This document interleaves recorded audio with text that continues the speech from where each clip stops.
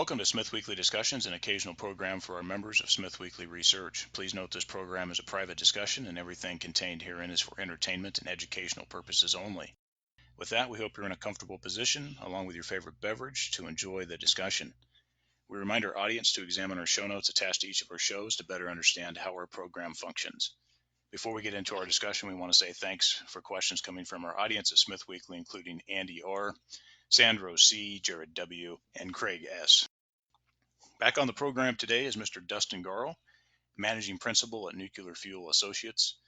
Dustin has over 40 years experience in the global commercial nuclear fuel markets, including marketing and sales contracting for natural uranium, conversion, and enrichment services. He has substantial experience with nuclear utilities, uranium production companies, trading houses, and service firms globally, including past posts at Rocky Mountain Energy, New Exco, Portland General Electric, and Paladin.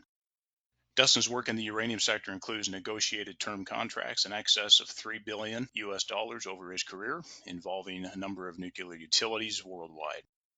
Dustin, it's a pleasure. Well, good morning here from the mountains of Colorado, where we're moving toward winter. So no surprise. I notice it's substantially colder where you are compared to where I am, but it's also doing more raining here. So, Dustin, for the audience, I just wanted to highlight to them that you and I have just recently spent a few days together this year before the September WNA conference. And it's been since late 2017 or so since we first met, thanks to the introduction back then from our mutual friend, John Borjoff. You know, looking back, going back to 2017, it's been a constructive and patient 5 years, hasn't it? Yeah, I think one thing you've learned that if you're going to be involved in nuclear and the fuel cycle, you've got to have patience. This is a long-term industry with, not a whole lot happens overnight. It can happen, but not very often. Well, certainly the last 2 years have been pretty speedy compared to the previous three, so we're looking pretty good there. And after a decade of pretty tough times and nothing but negativity surrounding the sector, all of a sudden now we have a constant stream of tailwinds, which has been a complete reversal. Quite enjoyable. And, at this point, because we've become so patient, it's okay to let this drag out for a while and let our capital work in the meantime. But let's jump into a broad topic here to start off. The production readiness of restarts and development projects globally constrained to the next 5 years.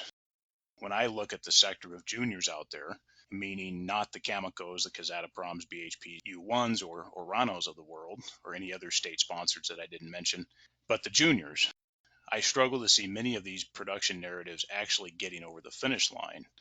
You've seen this before, and we know the success rates are very low. Do you see the capabilities, the staffing, technical expertise, etc., to supply cake in a can in the quantities, the timelines, and at the prices that all of these juniors promise on their slide decks?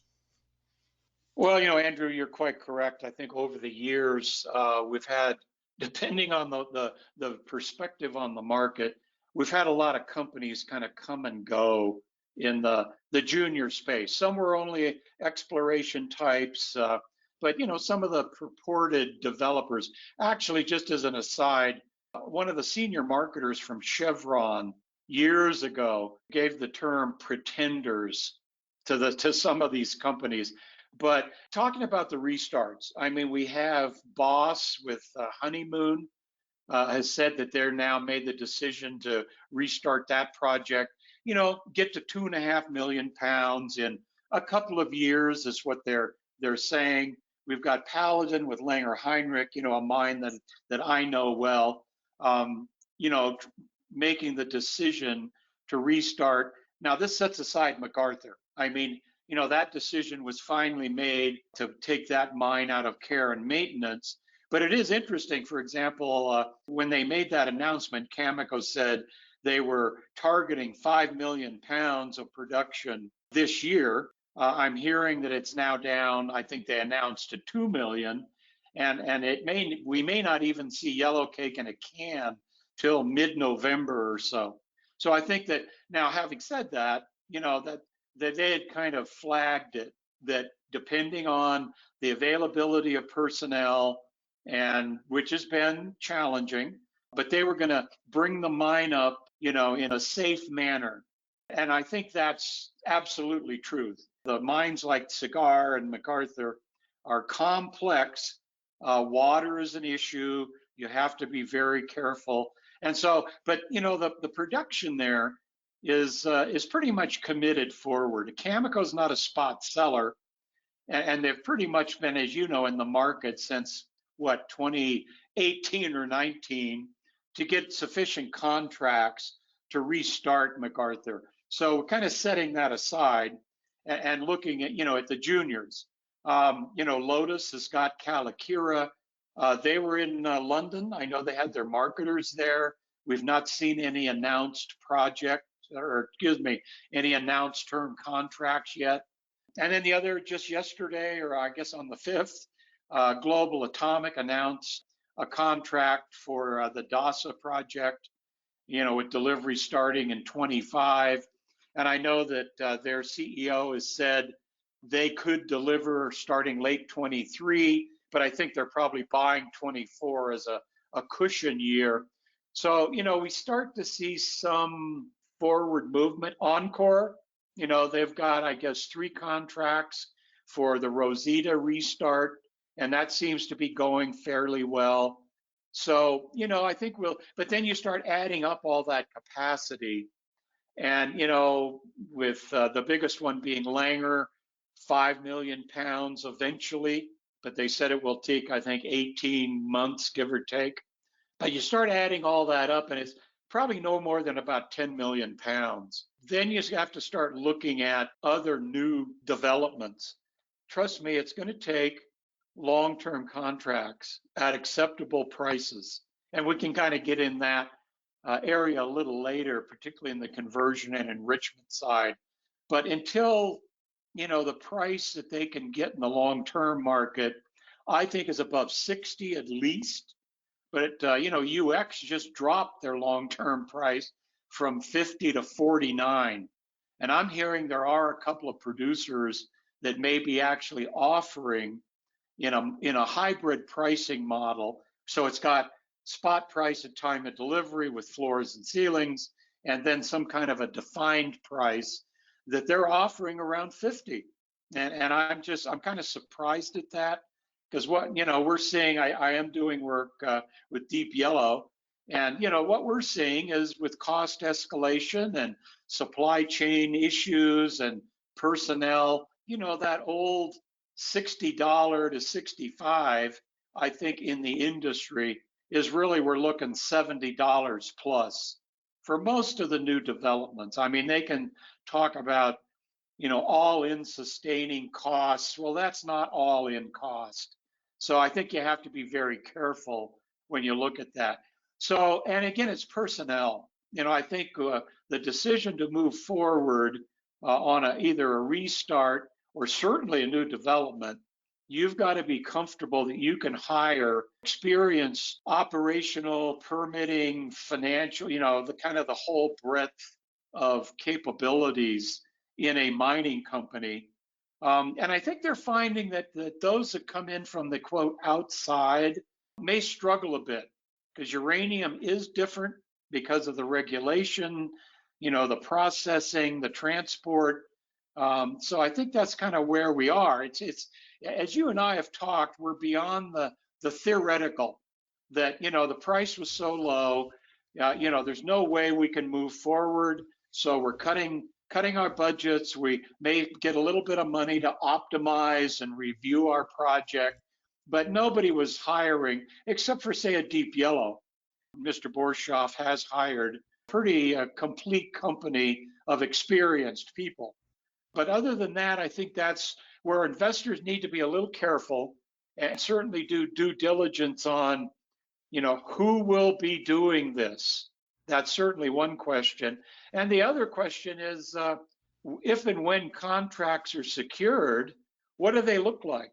And I know that's not been part of the due diligence for a lot of the investors, but I think it's now on the table where they should say, well, you now advertise you've got X number of contracts. Kind of in general, what do those look like? What are the base prices? What are the components that are open to spot? Keep in mind the spot price components tend to have a collar. And the floors I'm hearing may have moved from 30 to maybe 40, and the ceilings maybe 70 approaching 80. But if you think the market's going above that, it puts a limitation on the upside. Refer to the Cameco pricing table in their quarterlies, and it shows up to about $70, $80. They participate pretty well. But if it gets above that, the spot price, they've got, they don't get that. So that's something that I think the investment community now, should be asking questions about. Yeah, you're going to have to dig deep to get all those terms out of those. And that's a big component of the valuation part that people don't often just skim over and make some assumptions when they probably shouldn't be doing that. I mean, in general, in a raging market, you can get away with a little bit of slack there. But yeah, I agree. It's something that needs to be looked at. And the staffing issues, be careful. I might send in my resume. And then the other thing with on the restarts, there's 4 big question marks, and you mentioned a couple of them. As far as restart capability, do you get to nameplate? You use the word eventually.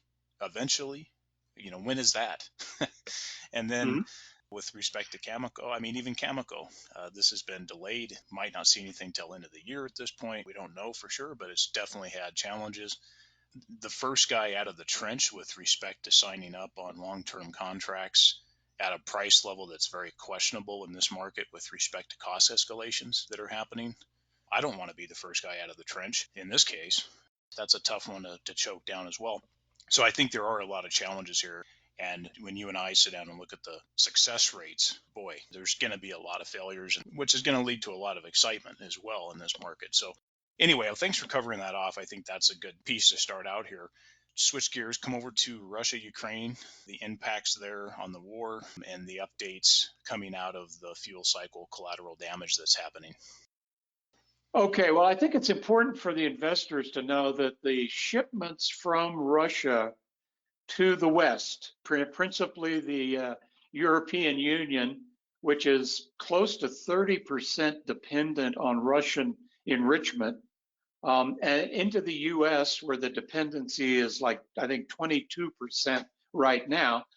Those shipments are still happening. The material is flowing because it's been pretty much exempt from any sanctions or transportation issues, although I'm hearing insurance may be more and more difficult to obtain for those shipments, not surprising.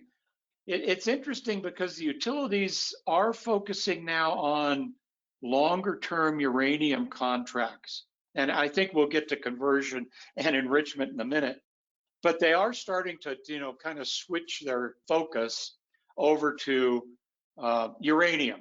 And they're in this transition period, as it's so called, over the next 4 or 5 years, moving away from Russian sourcing to the West.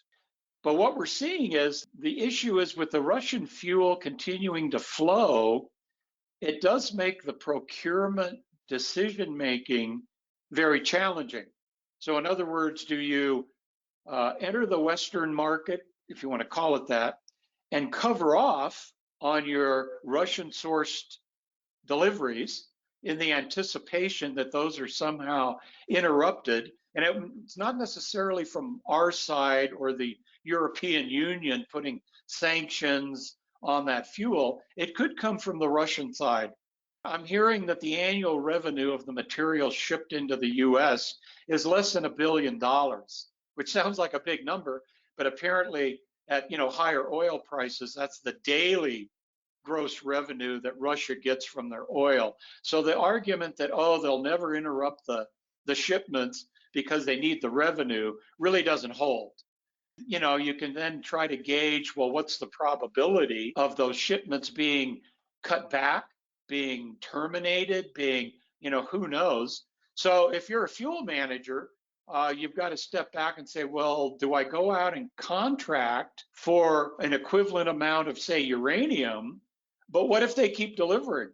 Then I've over contracted at what would be higher prices. Yeah, the word on the street, and I've spoken to some fuel managers, where the Russians were always low cost. You'd be talking to other suppliers. The Russians would come into town and they just, undercut the market big time. So, if you commit even in the current market, let's just say the term price is certainly below 60 at this point. Let's pick 55 as a midpoint. And, your uranium contained in enriched uranium product is, still in the 30s from the Russians. Well, you could pay a real premium and then you theoretically don't need the material. So it's a very difficult situation. And the word on the street is the utilities are trying to hold down that base price by giving up like extension options. There was a recent contract signed that had a 6-year base and a 3-year option that the utility had in their favor. So they are only going to trigger it if the market is, in the favor of the market is not in the favor of the utility, and they want to keep an existing contract going. And the other is annual flexibilities, because there were, say plus or minus 20%. So if you've got a 500,000 pound contract, that's 100,000 pounds in each direction around that base quantity. So they're apparently willing to give that up in order to hold the price down. So that's kind of where we are. The Russian-Ukraine situation, it just is still there. And, there's threats of the use of nuclear tactical weapons and all kinds of things. So it's not like, quote, getting better.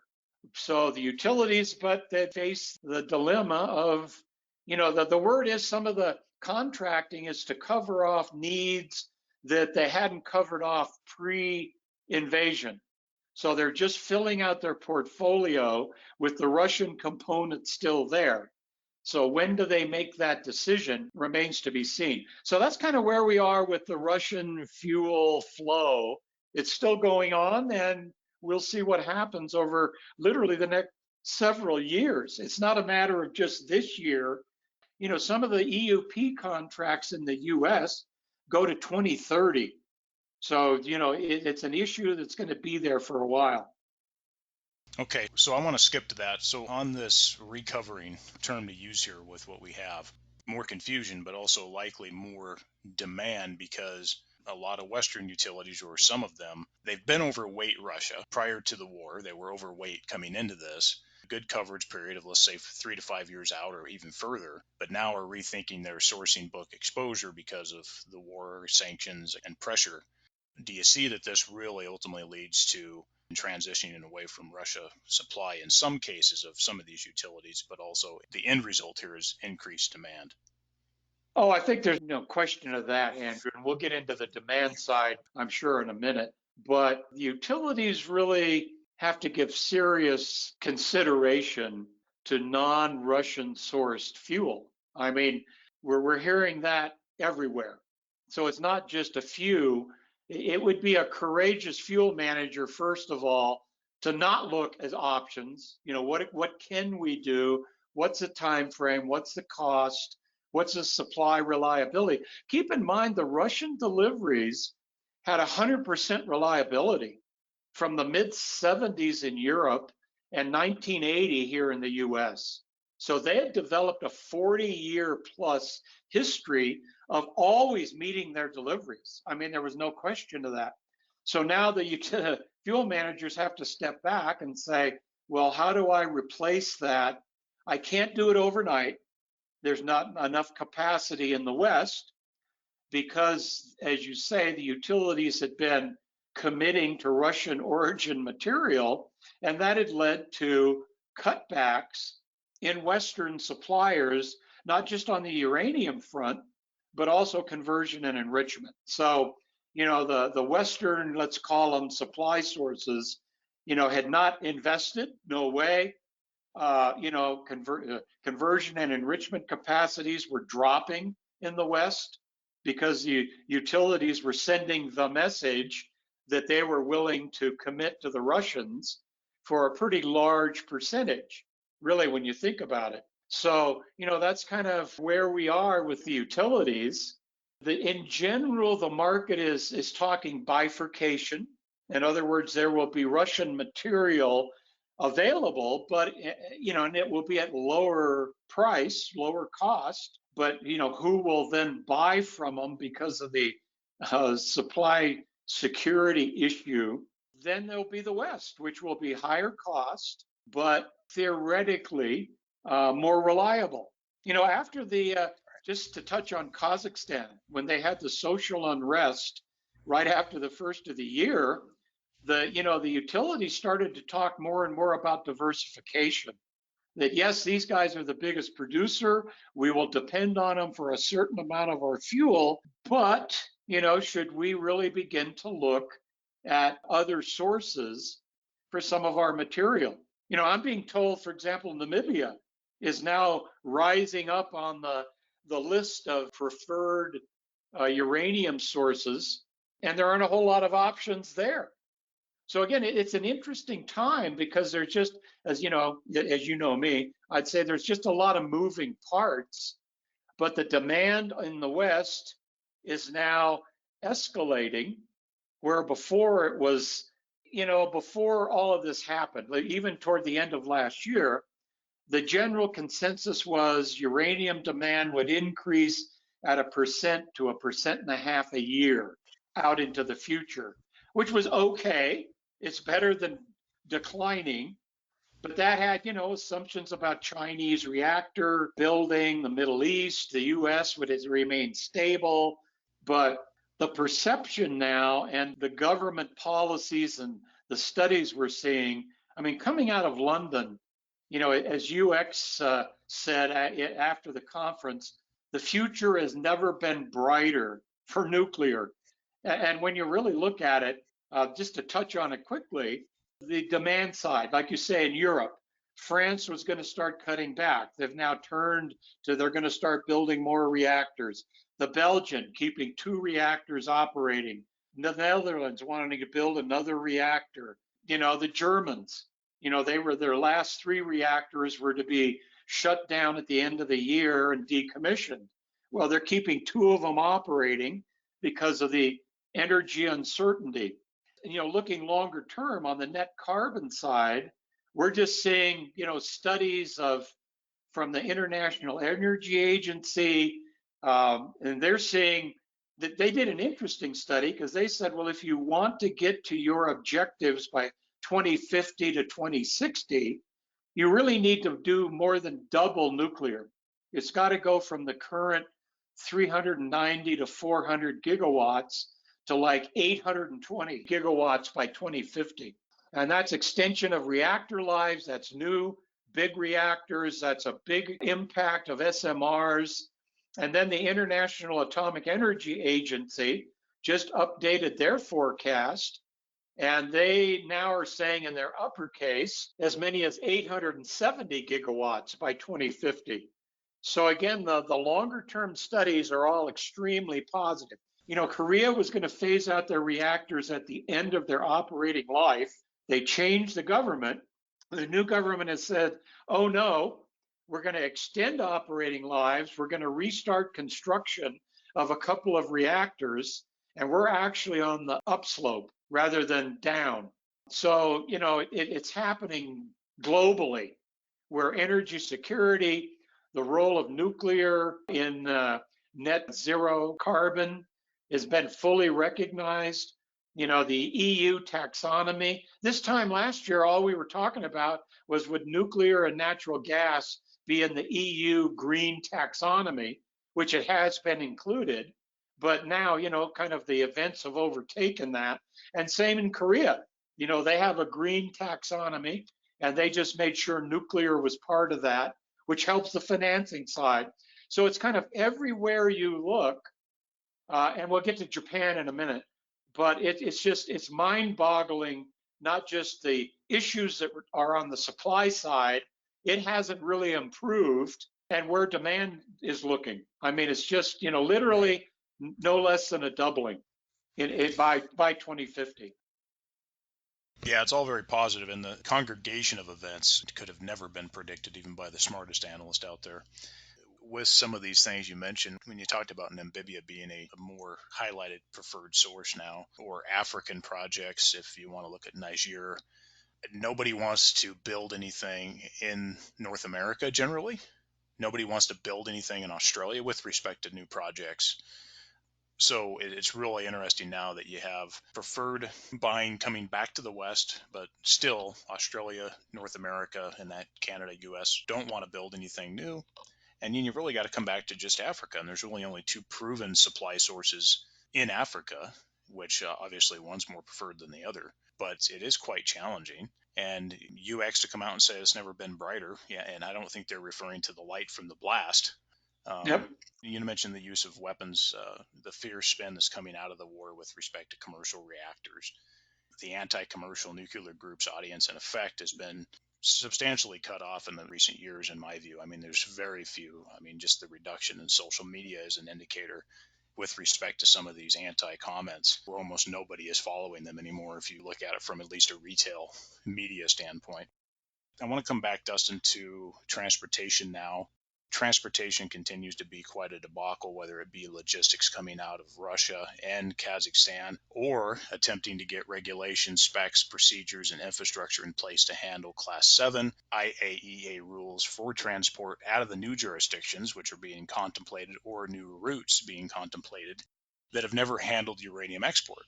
So a lot of this, to me, probably fails, and any success will take a lot of time. But what are your thoughts on two areas of transportation, both transportation with respect to Russia, which you covered, but also Kazakhstan transportation issues, and then also new jurisdiction aspirations to potentially transport uranium through new jurisdictions, which don't have anything set up? Yeah, it is interesting. Transport has been an issue for literally decades. I spent some time with Jack Edlow in London. And for those that don't know Jack, Edlow has been one of the major nuclear material transport companies for decades. And so Jack has been at the forefront of all the issues kind of that you point out. So keep in mind, class 7 material, which is radioactive, is not a welcomed cargo on a lot of shipping lines. There isn't enough material. We think it's a big flow, but they're moving all kinds of other commodities and products and all that. So to get someone that will move class 7 is challenging. I can recall when I was at Paladin shipping out of Walvis Bay, there was one shipping company that would make port calls there once a month that would handle class 7. And there were some months they didn't show up. It wasn't a port call for them.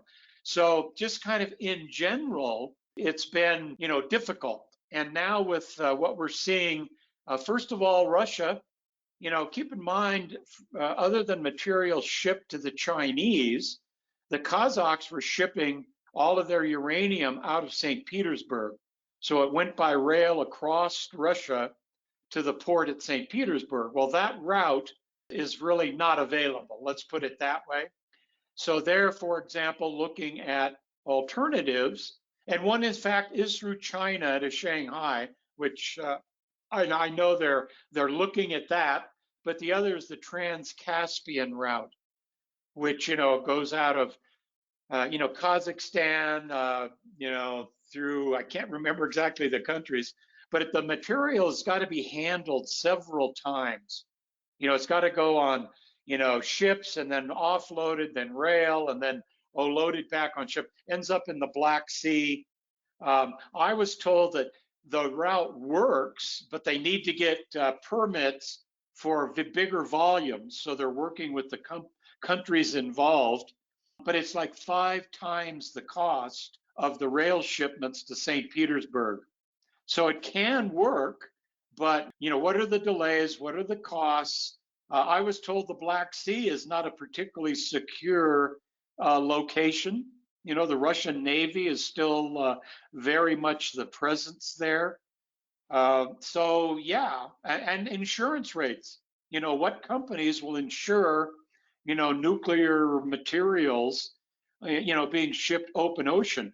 I've been told that there are some companies with Kazakh deliveries that are flying material out of Kazakhstan in order to make, take it to the Western converters. So yeah, transport just for existing production centers isn't, let's call it smooth sailing at this point. Then you talk about new production areas. For example, shipments out of Kalakira. What we did at Paladin is we moved that material by truck all the way to Walvis Bay. Now I know Lotus is looking at shipments out of Dar es Salaam, which is closer, but then you have to say, well, how many shipping lines that will handle class 7 make port calls on that side of Africa? I don't know that because we looked at it and decided it really wasn't viable, back 10, 12 years ago.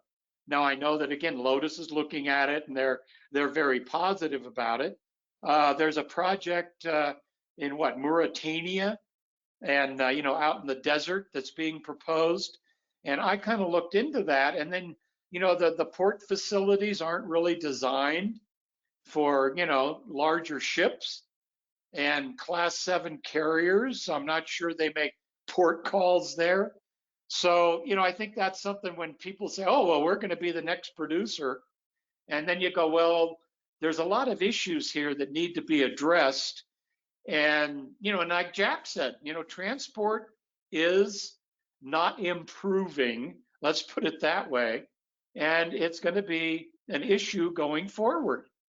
It's fine if you ship out of Walvis Bay, I think you'll be okay.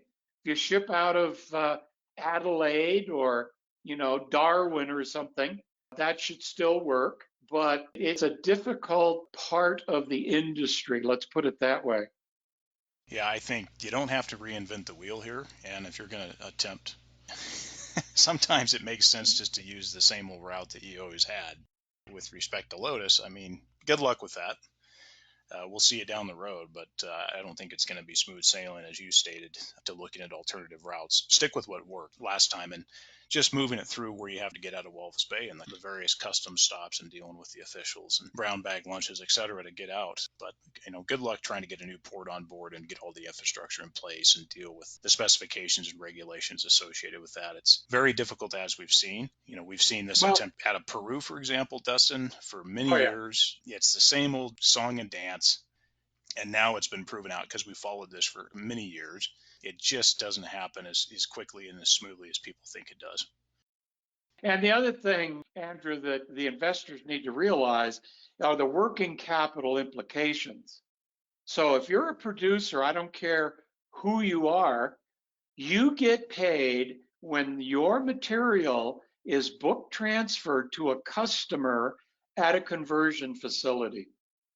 And what most of the long-term contracts allow is for the customers to set the delivery date. So for example, like Cameco, if you look at their delivery schedules, a lot of material is delivered fourth quarter because that's when the utilities set delivery.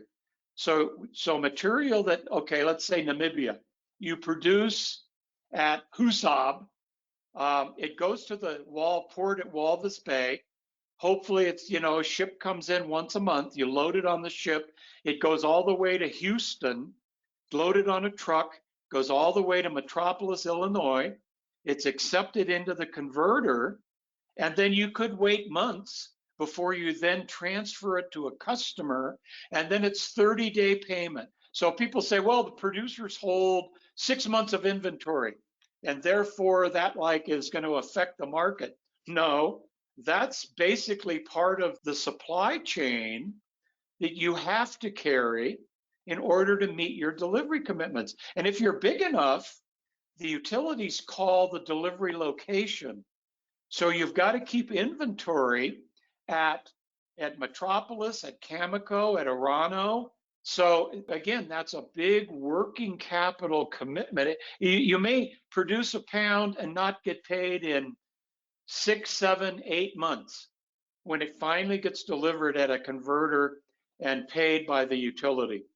So again, these are all things that most people aren't familiar with. They think, well, you produce a pound in Niger and it's at the gate and you get paid. No, that's just starting the transport saga for that material. Yeah, definitely a big cash flow issue for a junior, no doubt. And that's the biggest issue that juniors generally have is money. And of course, proven minerals in the ground, but that's another conversation. Yep, So absolutely. very interesting. It's going to take a lot of time here. And, I commend the effort to try to open up new routes. The issues going through Turkey, whether it go through Istanbul or through the land passage there as well, down to the other port that I don't remember the name of. Good luck on getting all that stuff set up. It's going to require a lot of boots on the ground, a lot of sweat, blood, and tears. But in this current Yep. situation with respect to the Russia-Ukraine war, we can throw blood into that as well. Let's move on here and talk. Let's go over to enrichment for a moment, and then we'll move on to some of these other issues as we go. And enrichment service pricing, we've seen enrichment contracts long-term north of 120 SWU at this point. What are your thoughts on that, and where do you see this going as we are starting to likely near the incentive pricing for potential capacity expansions? Of course, that being with a lot more commitments and still many years away. Well, just kind of on the enrichment side in general, and I think the investors and certainly some of the junior producers are realizing that you've got to look at the fuel cycle kind of, let's call it holistically. What's happening in conversion, what's happening in enrichment.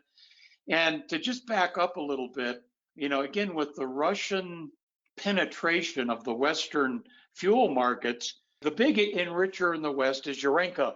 They got plants in Germany, the UK, the Netherlands, and the US.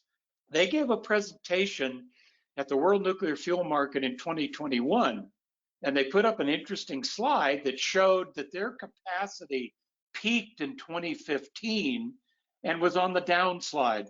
Not huge chunks, but as the centrifuges wore out, they weren't being replaced because the SWU price had dropped. And they made it very clear. They said, we need prices 120, 150 in order to replace the centrifuges, to even consider, any expansions, because these are high tech, machines that require special materials, special technical competency. And so they were sending out the message even back then. Then we went to the Montreal conference in June of this year, World Nuclear Fuel Market. And, the same group of suppliers, which included conversion, got up and basically gave a status report. Now, it is interesting. Let me just read a couple of quotes. The presentation by Malcolm Critchley, the president of Converdyne, the first slide he put up was long-term contracts that justify the investment and assure utilization of the additional capacity are an absolute requirement for them to expand. And we can get to conversion in a minute. But also, Orano, which has their own enrichment plant based upon Urenco technology. They're not one of the biggest enrichers, but they are centrifuge. They led with expansion of Orano enrichment capacity will require long-term customer commitments. And then later said, based on lessons learned, before investing into new capital intensive capacities, producers will need long-term contracts with the right prices. And basically, Cameco gave the same message on the uranium side. So, Andrews, you and I have talked. The industry can expand, okay? It can build more enrichment, it can build more conversion, it can eventually produce more uranium. But what the suppliers in unison, in concert, are saying is it depends on you, the customer. And they basically said it from the podium in Montreal with a lot of US fuel managers there. They said the future of our capacity will be determined by your actions as the customers. and it requires long-term contracts. Now, Converdyn put 8 to 10 years on that. And they said, without off ramps, with, firm commitments at much higher prices for us to even look at expanding capacity. We will not do it on a build it and they will come kind of mentality. That's just not going to happen. So now we begin to look at what have the markets done.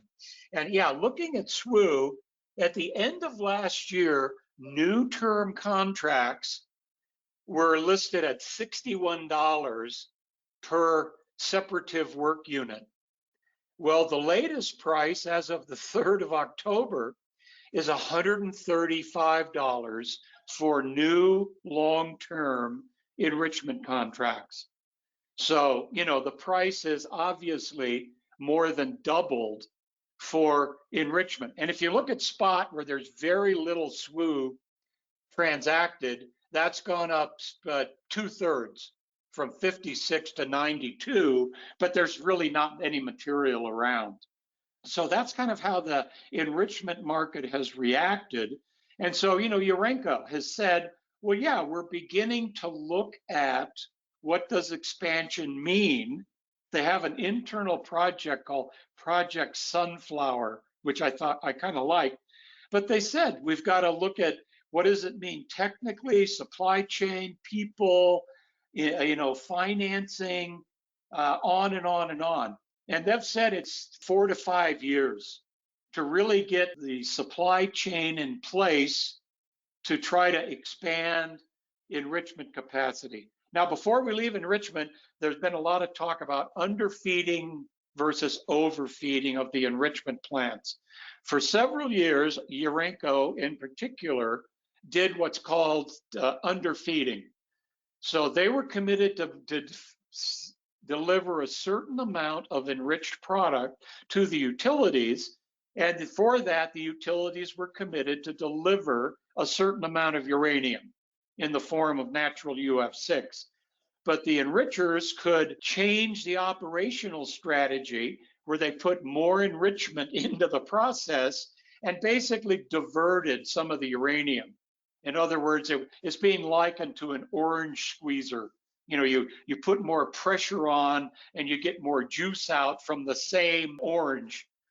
So they were diverting like 6 million pounds a year, selling a couple million into the spot to cover their costs, but most of it was used in long-term enrichment EUP contracts where they could then provide their own uranium to make those deliveries. Anyway, a bit complicated, but that's what they were doing.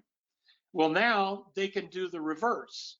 They can overfeed, they can put more uranium in with the same amount of enrichment, which is limited by their capacity, and then create more of the product, which has been looked at from the early days on the Russian-Ukraine situation is, well, what if EUP is interrupted? But what they found was there wasn't UF6 available, which is the form of the uranium that's needed. The rumor was they were looking for 10,000 metric tons of natural UF6, which would contain about 26 million pounds of uranium, and they only found 1,500 tons. So the overfeeding is really drastically limited by the lack of natural UF6. And Orano said they're not even looking at it because there isn't any UF6 available. So that's kind of what, people have looked at the enrichment side. And I think with the appropriate contracting, which is now going on, that, Urenco in particular will look at expanding, but they said it's years in the making. So that's kind of what we're seeing on the enrichment side. No, I appreciate you covering that off because it was related to a question that we had from one of the audience members, which we appreciate that coming in with respect to the interview that was done by Energy Intel and Orano's convergent enrichment head, Jacques Pathieu. Forgive me if I hacked it, but regarding the underfeeding and overfeeding situation, not having enough UF6 and the time involved to switch over between the processes. And so some of the market participants might have this misinterpreted in terms of thinking this is immediate. Yep. However, it does appear that it is on the pipeline coming down, and that will take effect later on. Could still be years in the making here, but nonetheless, it will come in and take effect. But I don't think we're there yet, based on both Orano's comments and then also the comments that need to be verified with respect to Urinco. Why don't we switch from enrichment here and talk just a little bit more on conversion. Notable bottleneck here. Conversion prices are 35-ish roughly. I don't have the exact in front of me, but somewhere in that neighborhood here. Probably the most extreme bottleneck among other parts in the fuel cycle. Are you seeing any immediate efforts or things that can be done to increase conversion capacity in the short term? Because as you and I both know, this is extremely constrained, and this is, again, a multi-year problem going out to incentive price, capacity expansion, metropolis restarts, et cetera, that are going to last the rest of this decade and probably beyond that. But what are you seeing on the conversion market here? What are converters doing, if anything, to help capacity at this point in time?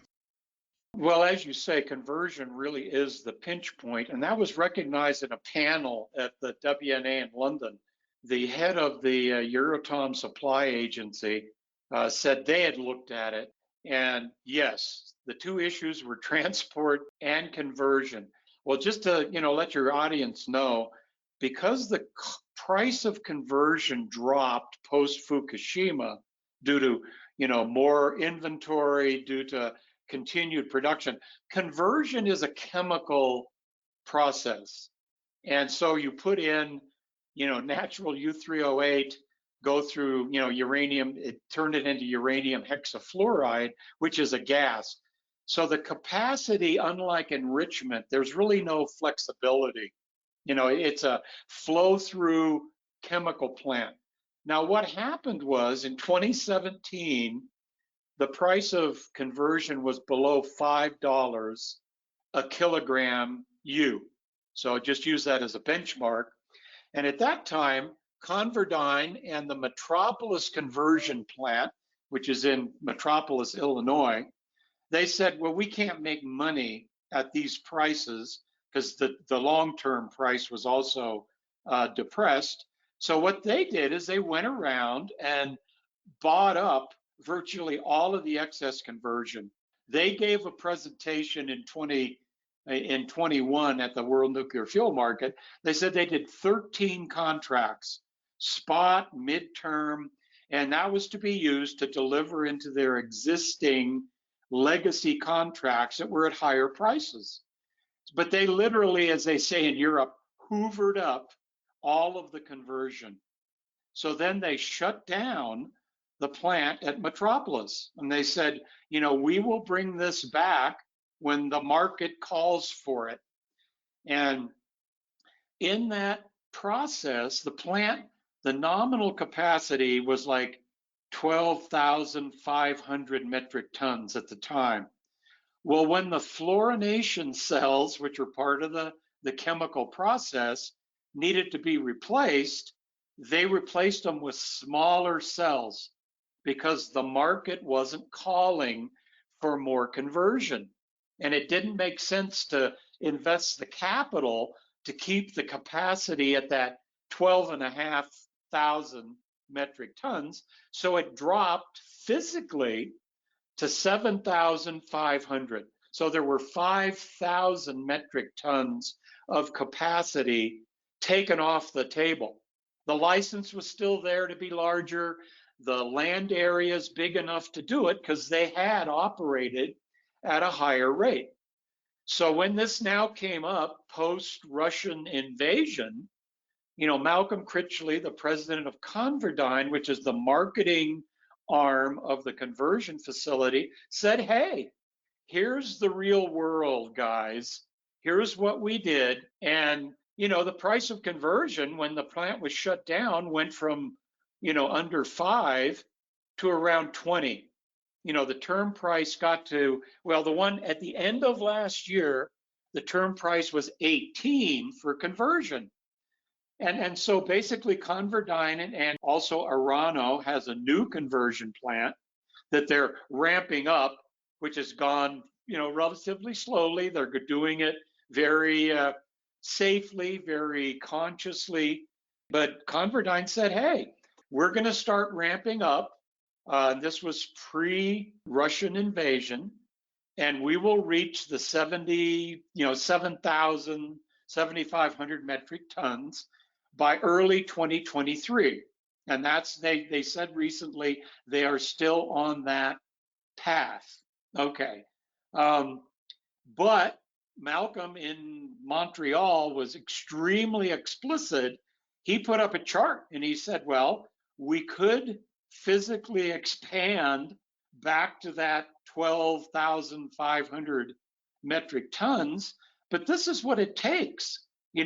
We get our capital from Honeywell. The plant is owned by Honeywell. Said we don't go to the open market, we don't issue stock.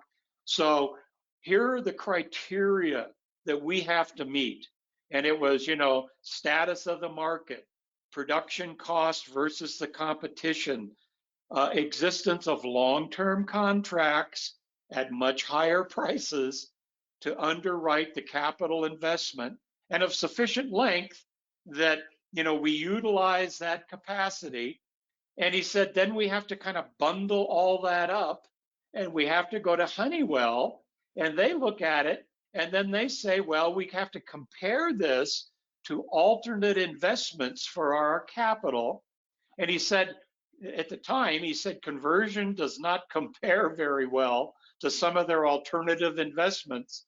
But he said, and then we've got to have a third party engineering study done. We've got to do the, supply chain that they've not gone to for years, the right personnel.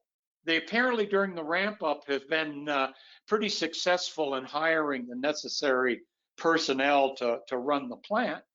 But he said, and it has to all be done, it can't be done incrementally. We'd have to do it when the plant shuts for annual maintenance, which is like late 24. And then so it wouldn't be till 25 at least for them to start to ramp up to the higher production rate. And he said that decision has to be made today almost.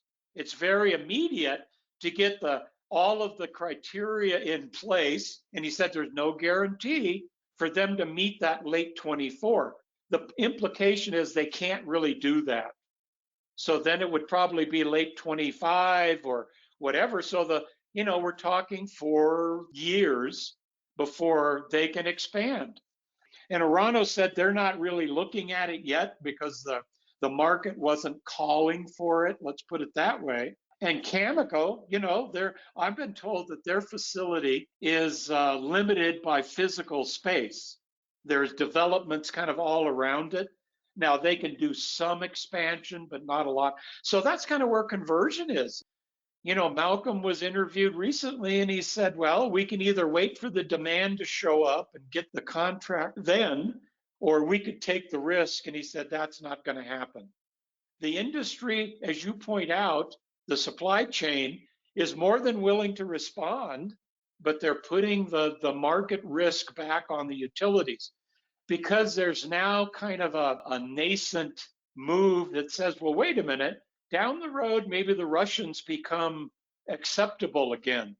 So if you've expanded your capacity in the West and the Russians show up and the utilities start to buy from them again, you may be left with excess capacity. So again, I think the suppliers are being very cautious and they're letting the customers basically make the decision on what will happen to the Western supply chain.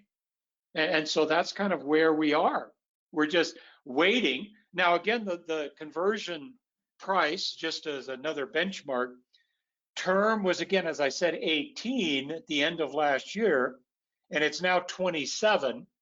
And I'm hearing that the latest discussions are around at least 30. So that's kind of where conversion is going. And the spot price, has gone from 16 to 38, but I'm being told there's no conversion around really. So that 38 is a bit of a fiction. The Western supply chain, I don't like to use the term abused, but the customers were favoring the lower cost Russian material, and that was an economic decision that may not be, valid going forward. Let's put it that way. Yeah, again, not enough's happened, and this is inclusive of pricing. Not enough's happened to motivate anybody, and Yeah. so I think that's what we're seeing here across the entire fuel cycle. But it all points to very positive action here. And again, the longer it stays down, the worse it's going to get because no action is Yep. going to be taken. So anyway, very good insights there, Dustin. I appreciate that. Let's switch gears over here to a few more things, and then we'll wrap up. Japanese restarts. Talk about your thoughts on where they are with their inventory, given their history, and at this stage now where the government's really turned hard and is really pro restart, and that we likely get into the low 20s with respect to reactors back online eventually here. I'm going to say over the next 2 to 3 years, maybe a little bit more. But where do you see Japanese are in this market here? Do you see them coming back into the market in the next couple of years? And where do you think that they really focus their buying from?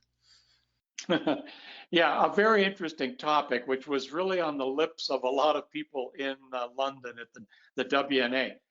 The Japanese situation, kind of in general, for the last several years, their federal energy policy called for 20 to 22% nuclear by 2030 in their electricity generation. And that really hadn't changed. They've kept that in place. Now, what that means is they would need 26 to 28 big reactors operating.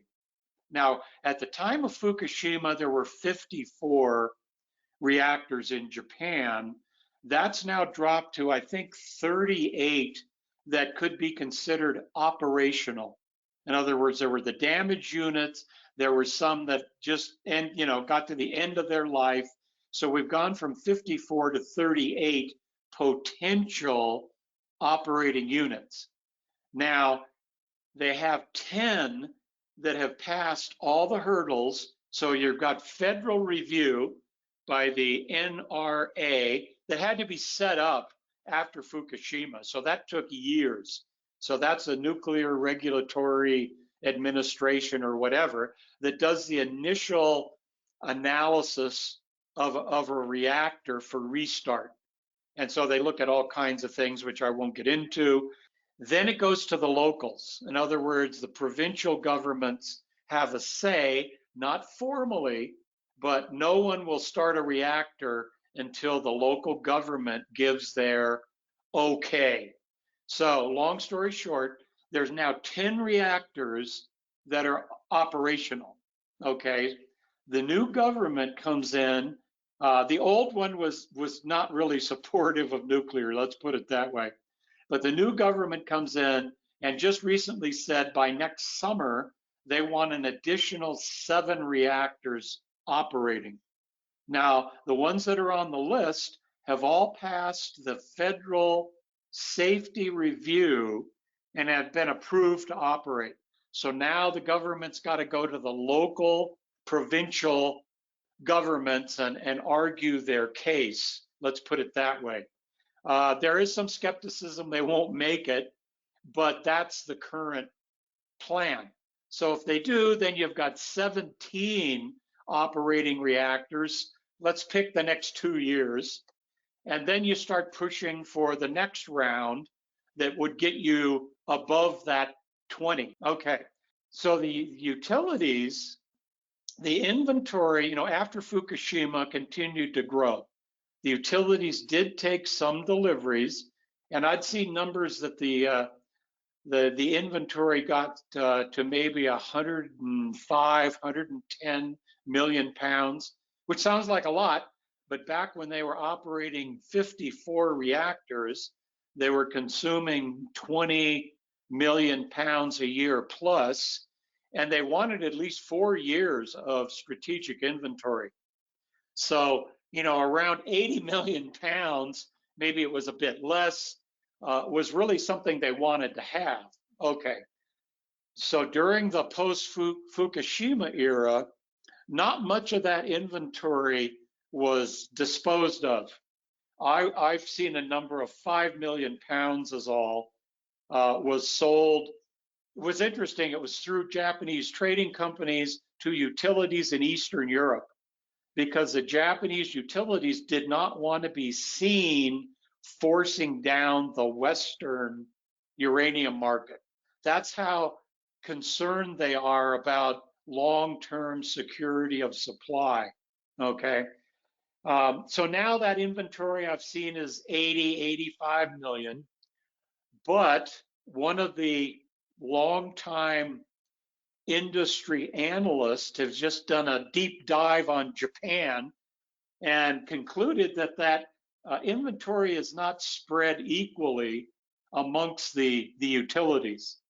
And actually, there are unfilled requirements, literally starting very near term, to where between now and 2030, 40 million pounds needs to be purchased by the Japanese utilities. Now, that sounds very strange, but the first time since Fukushima at the WNA in London, Tokyo Electric, Kansai Electric, and Chubu Electric, the three largest nuclear utilities, had representatives from the fuel group. Had not done that for 11 years. So that was one also very interesting indicator. The other indicator is the rumor is Cameco just did a big marketing tour of all the utilities in Japan and also met with the prime minister.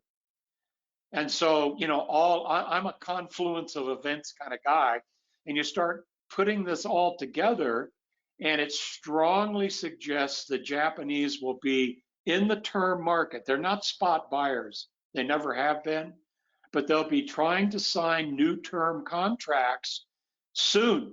I think right after the first of the year, and they're very long-term supply oriented. One of their biggest suppliers, Rio Tinto, some of the Japanese had ownership in Ranger, and also they were taking big deliveries from Rossing for decades.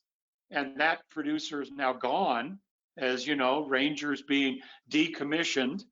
Been in the news lately that it's costing a bit more than they budgeted for. And Rossing is owned by the Chinese.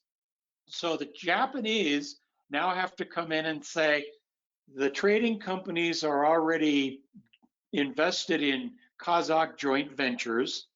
There's a long-term contract with the Uzbeks, which Itochu and Mitsui, I think, is involved in. So they're really going to have to look Canada, North America, Africa, Australia.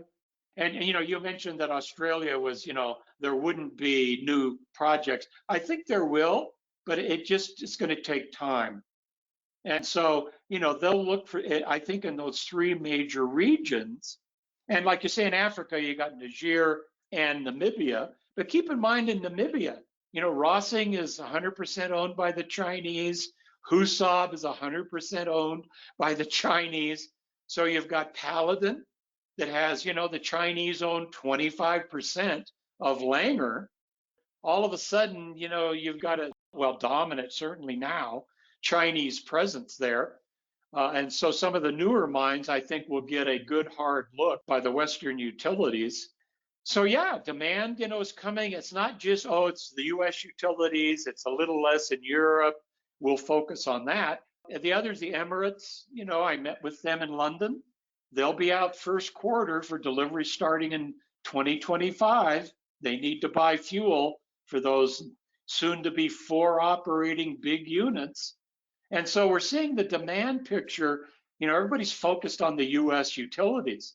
They're an important part of it, but it's literally global now. Like I said, the Koreans were just out. They're going to come out, I'm sure, again. The Japanese, the Chinese, I think, are out looking for more material. UX, I had a meeting with them, and they said, yeah, they think starting this quarter, the term market's going to see a lot more activity, which is already higher than it was last year. for the whole year, I think there was 57 to 58 million pounds is all that was contracted last year for future delivery. And it's already 78, through the end of September. And I think it'll go to 100 or more, which is then getting more towards a traditional term volume. So anyway, long story, it's not just a US story. Let's put it that way. Absolutely agreed with that. And the Japanese are a great client if you can Oh, manage yeah. to win them over for your project. It's an area that needs to be focused in on for people that are listening and understand that bit of it. But it's a great setup here, and it's good to see them come back there at the conference, and that's good. And looking forward to it because it's been nice to see some of this low-hanging fruit start to get picked with respect to the Japanese restarts, and that's just very nice. And then, of course, obviously some of these extensions and some of these reversals of policy, which we prior discussed. But I guess that carries a little bit into final question here. I think we covered the key highlights out of the WNA conference, but the last thing was the net zero policies coming out of these governments. My opinion is generally that all of these policies are policies that probably will not be achieved unless you get real serious good people in these offices, which hard to attract those people out of the private sectors. But what do you think about these net zero policies? These are obviously a nice tailwind, but what's your thoughts on the net zero policies and how that's affecting this market?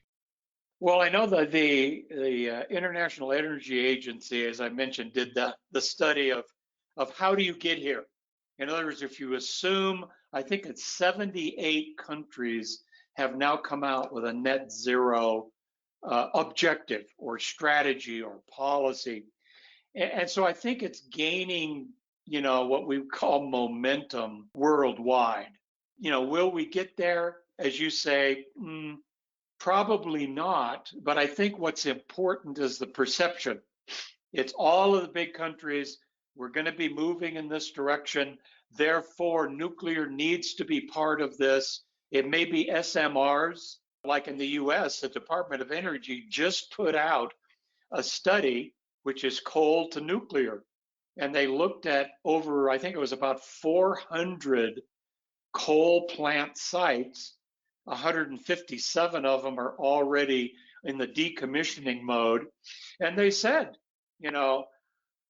these are the classic is to put SMRs at some of these sites because you've got the infrastructure, the connection to the grid, you've got utility people. They may not be nuclear, but they understand the transmission side. And the NEI just did a survey of the US utilities. It looked like all the nuclear ones.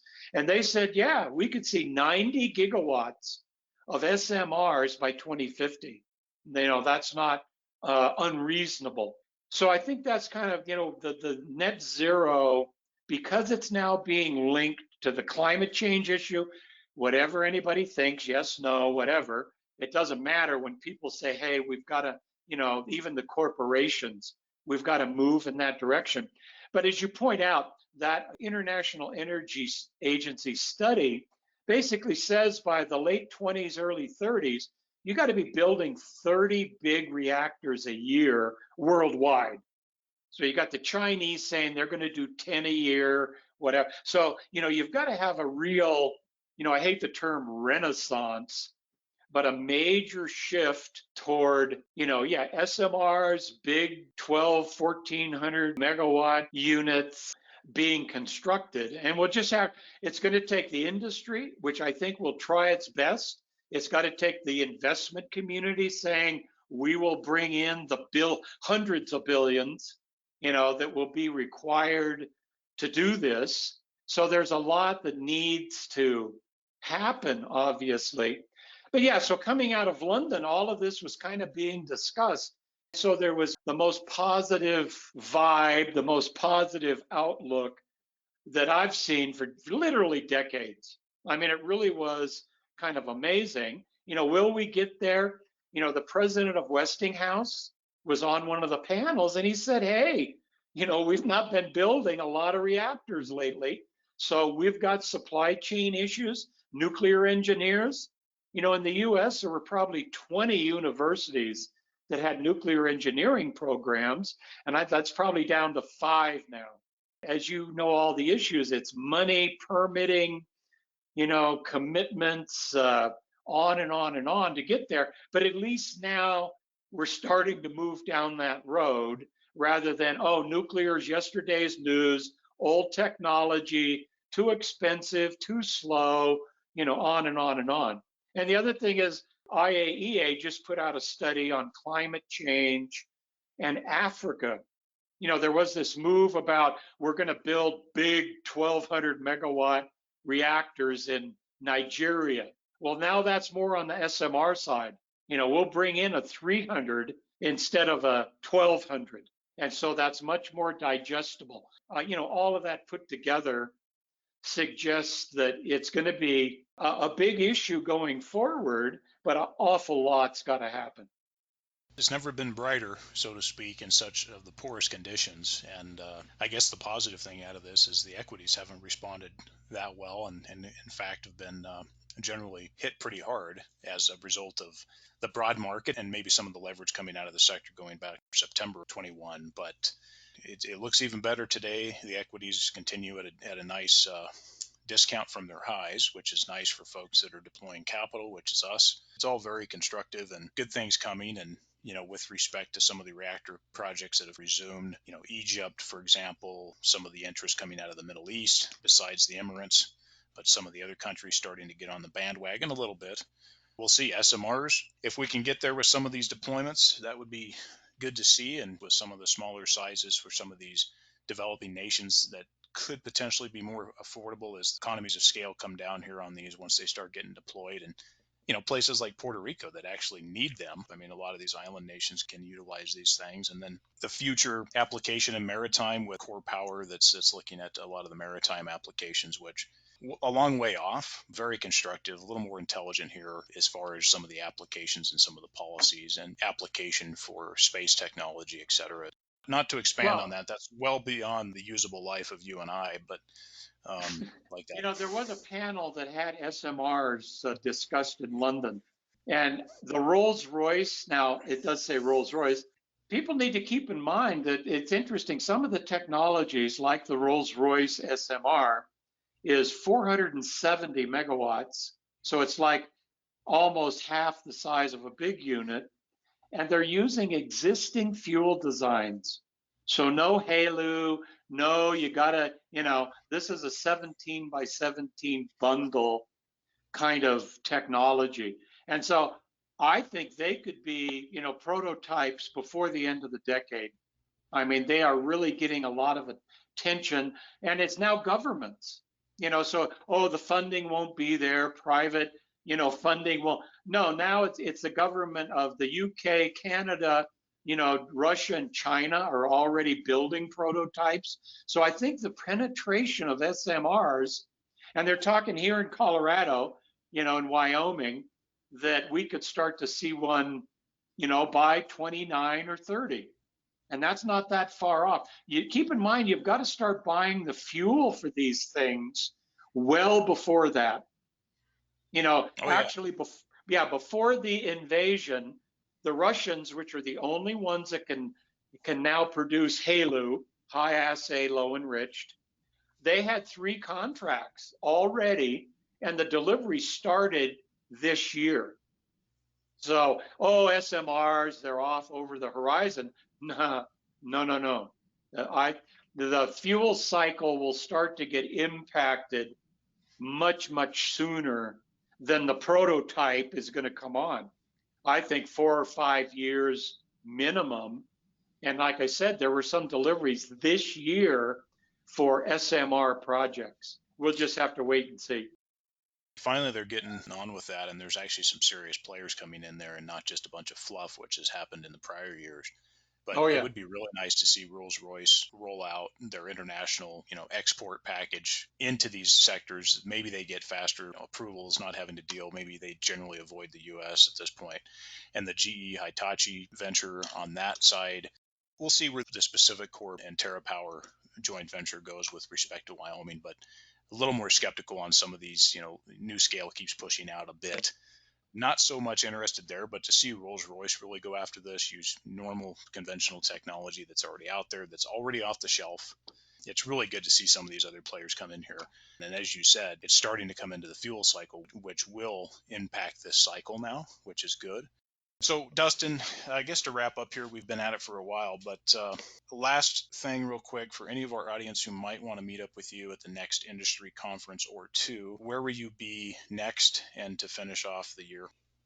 Well, the only remaining conference is the International Uranium Fuel Seminar, which is kind of a lofty name, which will be in Las Vegas the 16th through the 18th of this month. So, in other words, I'll be heading to Las Vegas, a week from Sunday.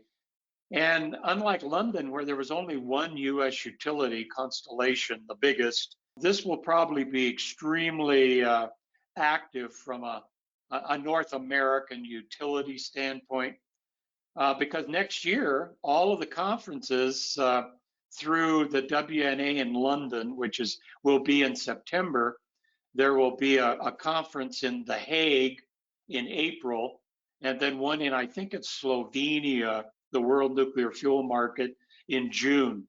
So the next three conferences are all in Europe. And so I think the US utilities won't be nearly the presence that they would be if some were being held here in the US. So that's kind of what it looks like. I think that I don't know where the next International Uranium Fuel Seminar will be next year.